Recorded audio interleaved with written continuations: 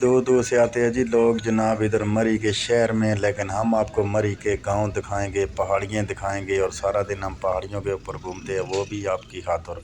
और जो दोस्त नए हैं हमारे लिए ज़रूर चैनल को लाइक सब्सक्राइब कर दें ताकि आप भुल ना जाओ। समझ गए गल साड़ी है जनाब जी। वेखो सामने पहाड़ां ते बिल्कुल अलग अलग बड़े खूबसूरत प्यारे नज़ारे ते घर बने ने। सिर्फ खूबसूरती तो बहुत प्यारी है, लेकिन इतने राशन पहुँचाना थोड़ा मुश्किल होना है। कई घर में रोड नहीं भी है तो कई है भी है।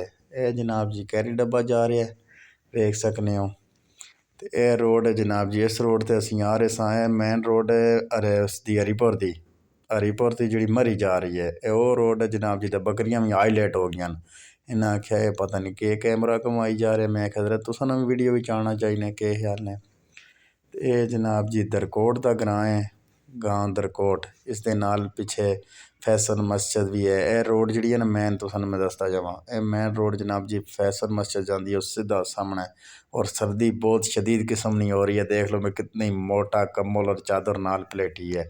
उसकी वजह है कि सर्दी काफ़ी है। तो रमज़ान बहुत प्यारा तो अच्छा गुजर रहा है। तो तुसां ज़रूर भी दस्यो भी तुसां ना रमज़ान रोज़े कैसे गुजर रहे हो। पंजाब दे विच सिंध विच तो ज़्यादा गर्मी हो सी, लेकिन साडे ग्रां विच मौसम बहुत प्यारा और ख़ास करके मरी दे एरिए विच मौसम बहुत प्यारा और अच्छा है जनाब। तो यह जनाब जी खुआले का ग्रां है। खुआला कुमली दरकोट हली देसरा ये नज़ारे अज तुसां विखासा। यह रोड सारा मैन जो मरी रोड है तो मरी दे तो ग्रां तुसां असीं विखाने खूबसूरत खूबसूरत तां जे रहो तुसीं साडे नाल जाना नहीं जनाब जी। बस मिल गई सी एक उस दे विच बैठे हैं तो मैं कहा चलो जरा गड्डी दे विच भी बह के थोड़ा जा कैमरा घुमा घुमू लईए अगे पिछे ताकि कवर करते जाइए हर चीज़ नूं। वो वेख सकते हो जनाब तले मकान बने, टैक्सी पीली खलोती है बेहतरीन ज़बरदस्त। कैरी डब्बा खलोते है जनाब जी। ते सामने खूबसूरत व्यू नज़ारा। तो जिस टाइम बारिश हो के ना इस मौसम में बारिश हो के मौसम साफ होना है ना, ताय हाय हाय हाय दिल करना है खल के नज़ारा वेखने ही रहा। तो तस्वीर पिक्चर वीडियो बनाने ही रहा। बहुत खूबसूरती तो बहुत प्यारा नज़ारा है। तो ये जनाब जी असी खुआला बाला पहुँचे हैं, बोट गुजर के असी वेख्या उसी हो, लेकिन शोर बहुत ज़्यादा सी तो मैं कुछ विच बाज बंद कर सटी है। वास्ती उसकी माजरत कर सा। ये सामने जी रोड जा रही है सामने नवी मार्केट बन गई जनाब। सीधी मरी रोड है, आल टू आल सीधी मरी रोड देख सकते हो। आमदो रफ्त इस रोड के उपर ज़्यादा हो जा रही है।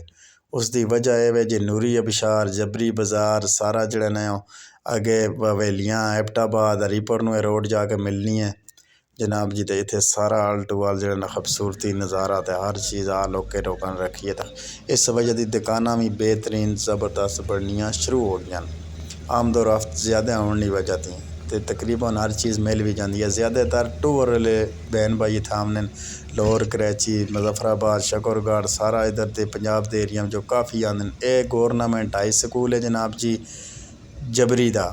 इत्थे साडे भाई कलीम ने भी पढ़े है 10वीं तक। मैट्रिक इत्थे की है कलीम साडा भाई है चाचा जाद भाई, उसने इत्थे मैट्रिक की है जनाब जी इस स्कूल दे विच।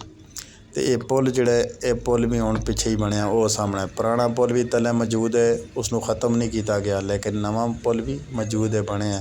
ये सर डाला खलते है जनाब जी, खूबसूरत व्यू आया इस तो मैं क्या इसमें विच ही करो कैमरे ने जान दो सुन आ जे गए थे।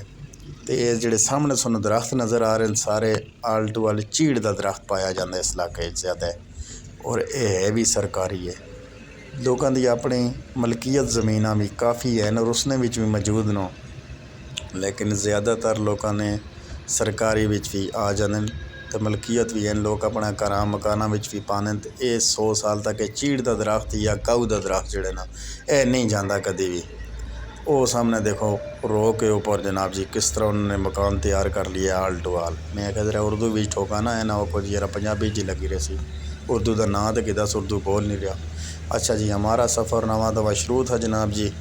जैसे कि हम उधर से पुल से गुज़रे तो ये देख सकते हो बड़े बड़े दरख्त चीड़ों के दरख्त और पहाड़ों से घूमता हुआ सारा रोड प्यारा नज़ारा। आय हाय हाय दिल करना है गड्डी च बह के घूमने ही रहा तो खूबसूरत नज़ारे विखाना रहा। वो सामने महला बने पूरा एक पूरा महला ग्रां बने सामने जनाब जी।